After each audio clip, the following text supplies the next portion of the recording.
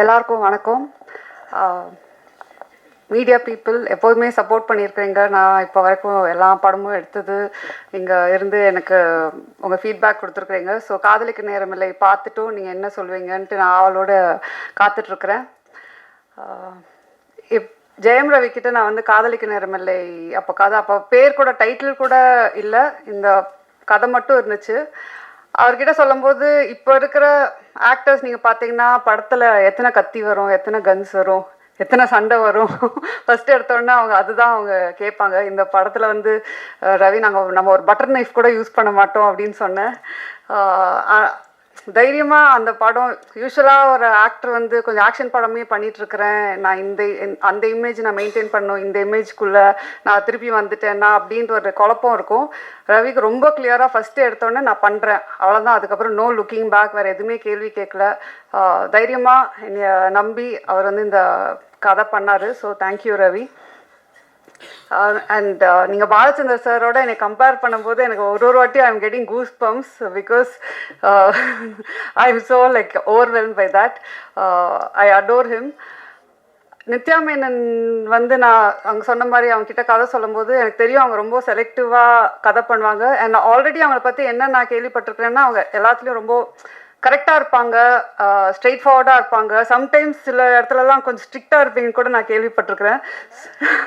So when I மெட் you, நான் அந்த ஒரு இதில் தான் இருந்தேன். ஸோ ஃபஸ்ட் டைம் ஷூட்டிங் போகும்போது அவங்ககிட்ட நம்ம எப்படி பேசுறது, டக்குன்ட்டு ஏதாவது இதாகுமா, ஏதாவது அவங்க கொஞ்சம் ஸ்ட்ரிக்டாக இருப்பாங்களா, ஏன்னா எனக்கு வந்து வேறு I am like exact opposite from till today. Yeah exactly. But அதுதான் வெளியில் ஏன் அப்படி பேர் உங்களுக்கு ஸ்ட்ரிக்ட் ஆஃபீஸர்ன்ட்டு இருக்குன்னு தெரில. Till today I feel like that it's a friendship that is going to last foreverன்ற மாதிரி தான். ஸோ அந்த அளவுக்கு வந்து கம்ஃபர்ட், அந்த அளவுக்கு காதலிக்க நேரமில்லைக்கு ஒன் ஆஃப் த மெயின் பில்லர்ன்னு சொல்லலாம். சொன்ன மாதிரி ரவி சொன்ன மாதிரி அவங்களோட கேரக்டர் அந்த போல்டாக அதை ஏற்றுட்டு பண்ணுறது வந்து நிறைய பேர் அது பண்ண மாட்டாங்க. So thank you Nithya. And Vinay வந்து அவர் இந்த படத்தை ஓகே எனக்கு ஃபஸ்ட் டைம் மீட் பண்ண படம் அவருக்கு கதை சொல்லும்போது அப்படியே யோசிச்சாரு, கிரு ஓகேயா இது வந்து எப்படி அது மாதிரி ஏதாவது டைப் காஸ்ட் பண்ண, அதெல்லாம் எதுவுமே இல்லை Vinay.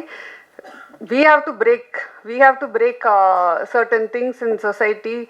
We have to normalize a lot of things அப்படின்னு சொல்லும்போது அவங்க okay I completely trust you அப்படின்னு சொன்னது தான். அவர் இன்னைக்கு வரைக்கும் அவர் ஃபுட்டேஜ் எப்படி என்ன ஏது எதுவுமே கேட்கல. அவர் வந்து ஐ திங்க் அதனால தான் அவர் one of the like best actors where he's willing to do different characters.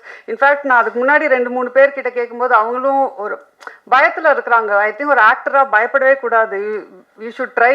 Like நீங்கள் சொன்ன மாதிரி you might fail, it might not work out, but நீங்கள் ட்ரை பண்ணலன்னா தென் ஆக்டராக இருக்கும்போது நாங்கள் டைரக்டர்ஸ்லாம் more actors should come, more characters, அப்போ தான் நாங்கள் எழுதுவோம். மோர் புதுசாக ட்ரை பண்ணுறதுக்கு நீங்கள் ஒரு ஸ்கோப் கொடுத்தீங்க. அண்ட் டிஜே பாண்டு வந்து நான் ஏற்கனவே சொன்ன மாதிரி அவங்க வந்து கொஞ்சம் ரொம்ப யோசிச்சாங்க. ஒரு சப்போர்ட்டிங் ஆக்டராக ஆனால் ரொம்ப இம்பார்ட்டண்ட்டான ரோலாக எனக்கு very close to my heart அந்த கேரக்டர். ஸோ ஃபஸ்ட்டு வந்து இல்லை ஐ எம் நாட் டூயிங், நான் வந்து மெயின் லீட்ஸ் கொஞ்சம் பண்ணுறேன், பட் இது வந்து ஒரு ஸ்மால் பட் இம்பார்ட்டன்ட் ரோலாக இருந்துச்சு. ஃபஸ்ட்டு பண்ணலன்ட்டாங்க. அதுக்கப்புறம் என் டீமில் வந்து ஒரு 20 பேர் ஃபோட்டோ காட்டியிருப்பாங்க, 20 பேரோட வீடியோஸ் காட்டினாங்க, எல்லாமே காட்டினாங்க. நான் எல்லாத்தையும் பார்த்துட்டு இருந்தேன், இவங்க நல்லா இருக்காங்க. ப்ரொடக்ஷன் எல்லாருமே சொன்னாங்க. எல்லாம் அந்த 20 பேரையும் பார்த்துட்டு வந்து திருப்பி நான் டிஜே பானுல தான் வந்து நிற்பேன். திருப்பி அவங்களுக்கு ஃபோன் பண்ணுவேன், கொஞ்சம் கன்சிடர் பண்ணுங்களேன், இல்லை பரவாயில்ல, திருப்பியும் ஒரு ரவுண்டு போகும். அது மாதிரி ஃபைனலாக வந்து சரி இவங்க நான் நடிக்கலைன்னா இவங்க என்னை விட மாட்டாங்கன்ற இதுலேயே அவங்க வந்து ஓகே சொன்னாங்க.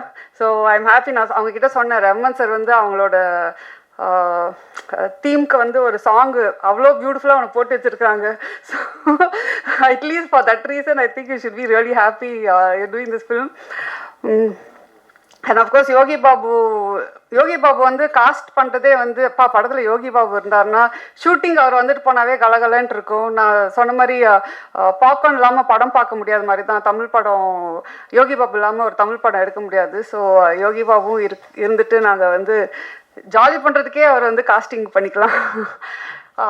And of course Lakshmi ma'am, Mano sir, John Kokken, with you வந்து ஒரு சீன் தான் வருவாங்க, ஆனால் அவங்க நச்சுன்ட்டு ஒன்று பண்ணிட்டு போயிருப்பாங்க. ஸோ எனக்கு வந்து ஐ திங்க் காதலிக்கு நேரமில்லையில் வந்து அது கதை எழுதுனது வந்து அப்படியே தூக்கி கொண்டு போய் அங்கே நிறுத்தது வந்து என்னோட காஸ்ட் தான். So thank you all very much. இந்த படம் வந்து நீங்கள் இப்போது ஒரு விஷுவல் பார்க்குறீங்க, ஒரு எடிட் பேட்டர்ன் பார்க்குறீங்க. இந்த படம் இந்த அளவுக்கு வந்து எனக்கு ரொம்ப திருப்தி கொடுத்துருக்குன்னா இவங்க 2 பேக் போன் தான் சொல்லுவேன். கேமிக் அவரோட விஷுவல் நீங்கள் படத்தில் பார்க்கும்போது I feel I have not seen a Tamil film like that Gamik till date, at least maybe in recent times. So எனக்கு அவ்வளோ நானே என்ஜாய் பண்ணி அந்த விஷுவல்ஸ் வந்து பார்த்துட்ருக்குறேன். அண்ட் கேமிக் பொறுத்த வரைக்கும் அவர் வந்து அகெயின் நோ ஈகோ. சம்டைம்ஸ் அந்த டைரக்டர் அண்ட் கேமராமேன் வந்து ஒன்றா ஜாயின் பண்ணதுக்கு ஒரு ஈகோ இல்லாமல் ஒரு கொலாபரேஷன் பியூட்டிஃபுல்லாக ஒர்க் அவுட் ஆகணும். அது எனக்கும் கேமிக்கும் நடந்துச்சு இந்த படத்தில். ஸோ அதனால தான் நீங்கள் சொல்ல மாதிரி இந்த படமே ஃப்ரம் பிகினிங் டு எண்ட் வந்து it was lovely shooting. Daily காலைல ஐயோ ஸ்கூலுக்கு போகணுமேன்றதுலாம் இல்லை, ஜாலியாக ஸ்கூலுக்கு போகலாம் லஞ்ச் கட்டிட்டுன்ற மாதிரி தான் நாங்கள் எல்லாம் மீட் பண்ணுவோம்.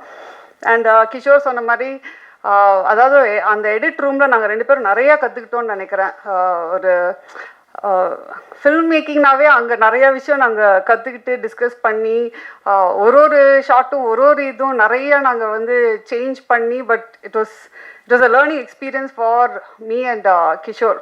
அதுதான் சொல்லுவேன். ஸோ அஃப்கோர்ஸ் ப்ரொடக்ஷன் வந்து எல்லோரும் நினச்சிப்பாங்க இது ஏன் ப்ரொடக்ஷன் ஹவுஸ் அப்படின்றது. ஆனால் சத்தியமாக அப்படி இல்லை. ஒன்றுத்துக்கும் நான் அந்த கேள்விக்கு பதில் சொல்லணும். வந்து கேள்வி கேட்பாங்க, என்ன இந்த பட்ஜெட், என்ன இங்கே வேறு என்ன அப்படின்னு கேள்வி கேட்பாங்க. அதுக்கு நான் வந்து I hope I was like a producer's director. நீங்கள் வெளியில் அதை ஸ்ப்ரெட் பண்ணிங்கன்னா எனக்கு வேறு ப்ரொடக்ஷன் சான்சஸ் கிடைக்கும்.